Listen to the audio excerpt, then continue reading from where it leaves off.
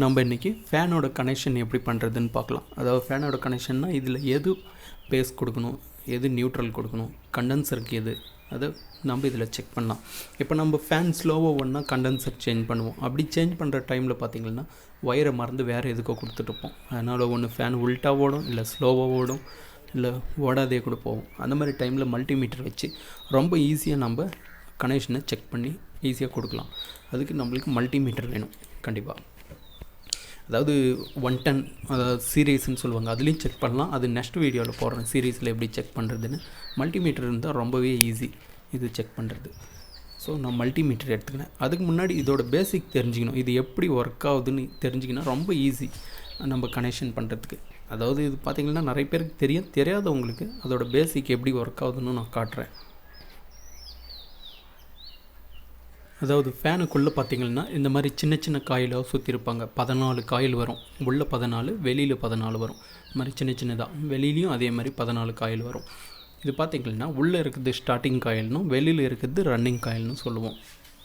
So அதுக்குள்ளே பார்த்திங்கன்னா இந்த மாதிரி தான் 14 காயில். இது பார்த்திங்கன்னா இங்கே அதாவது ஒரு இடத்துல ஸ்டார்ட் பண்ணி இப்படியே சுற்றிட்டு மறுபடியும் இப்படி சுற்றிட்டு லெஃப்ட்டு ரைட்டு அதே மாதிரி சுற்றிட்டு வரும். இது பார்த்திங்கன்னா இதுதான் ஸ்டார்டிங் காயில். உள்ளே வர்றது ஸ்டார்டிங்னும் வெளியில் வர்றது ரன்னிங்னும் சொல்லுவோம். அதே மாதிரி இப்போ ஸ்டார்ட் பண்ண இந்த ஒரு எண்டு இருக்குது இல்லையா, இந்த பாருங்கள் இங்கே ஒரு எண்டு, அதாவது எண்டு இல்லை ஸ்டார்ட்டு. இது ஸ்டார்ட் பண்ணி இது சுற்றி வந்து அதுக்கப்புறம் இங்கே எண்டாயிருக்கும். ஸோ இது 2 லீடு, இந்த காயிலோட லீடு 2, அதே மாதிரி இந்த காயிலோட லீடு 2 வரும். பாருங்கள் இந்த மாதிரி மொத்தம் 4 ஒயர் வரும். அந்த 4 ஒயர் வந்து சில காயிலில் நீங்கள் பார்த்துருப்பீங்க, சில ஃபேன்லலாம் 4 ஒயர் வந்திருக்கும். அது 2 ஒயரை ஒன்றா பண்ணியிருப்பாங்க ஒன்றுத்தில்.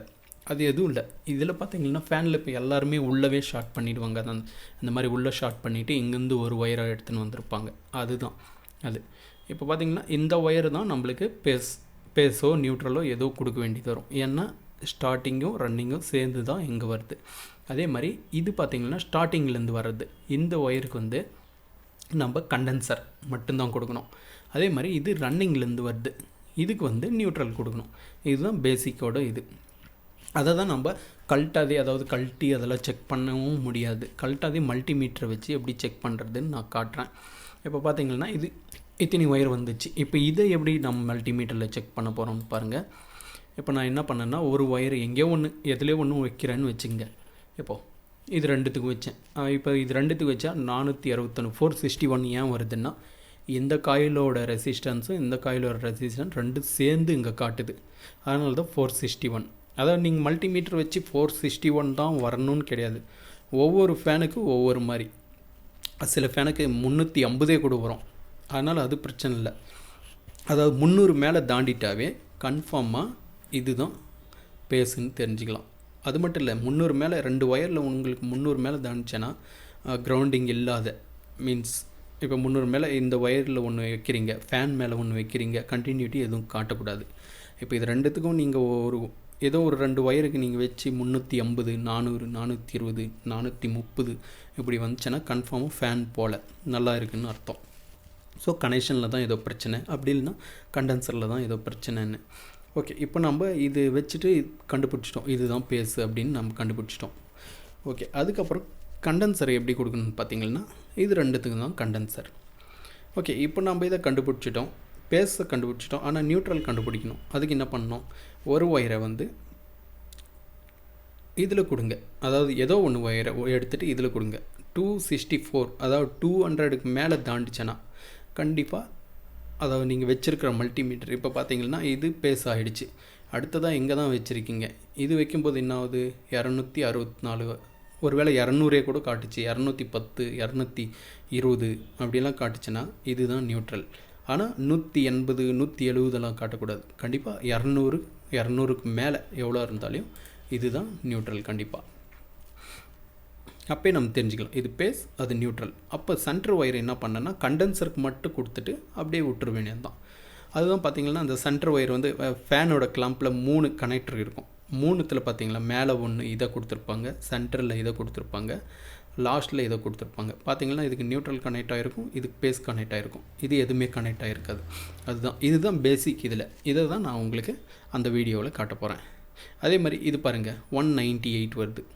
ஸோ இப்படி வச்சோம்னா நம்ம தெரிஞ்சுக்கலாம் இதுதான் ஸ்டார்டிங் காயில், இதுக்கு நம்ம நியூட்ரல் கொடுக்கக்கூடாது, பேஸ் இதாகிடுச்சு, இதுக்கு நியூட்ரல் கொடுக்கக்கூடாதுன்னு நம்ம தெரிஞ்சுக்கலாம்.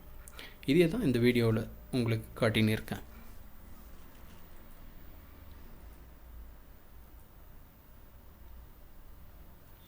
ஓகே, இப்போ பார்த்தீங்கன்னா நான் மல்டிமீட்டர் எடுத்து கண்டினியூட்டியில் வச்சுன்னு இருக்கேன்.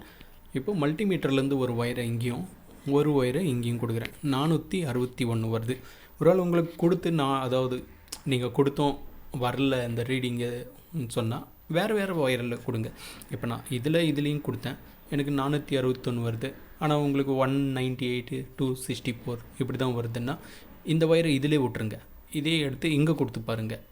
அப்பவும் வரலன்னா இதிலே விட்டுருங்க, இந்த ஒயரை இங்கே கொடுத்து பாருங்கள். மொத்தத்தில் 350க்கு மேலே கண்டிப்பாக போகணும். 360 370 400க்கு மேலே தான் இருக்கும். லோக்கல் ஃபேனில் வந்து கொஞ்சம் கம்மியாகவே காட்டும், 380 காட்டும், 370 காட்டும், அந்த மாதிரி காட்டும். ஆனாலும் 300க்கு மேலே தான்னாவே கன்ஃபார்மாக இதுதான் நம்மளுக்கு பேசுன்னு நம்ம தெரிஞ்சுக்கலாம். 300க்கு மேலே போனால் நம்ம பேசுன்னு தெரிஞ்சுக்கிறதுனால இது ரெண்டும் தான் கண்டென்சருக்கு போகும். இப்போ ஓகே, இது நம்ம ஒரு பேஸ் இங்கே கண்டுபிடிச்சிட்டோம். ஏற்கனவே அந்த வீடியோவில் பார்த்துருப்பீங்க.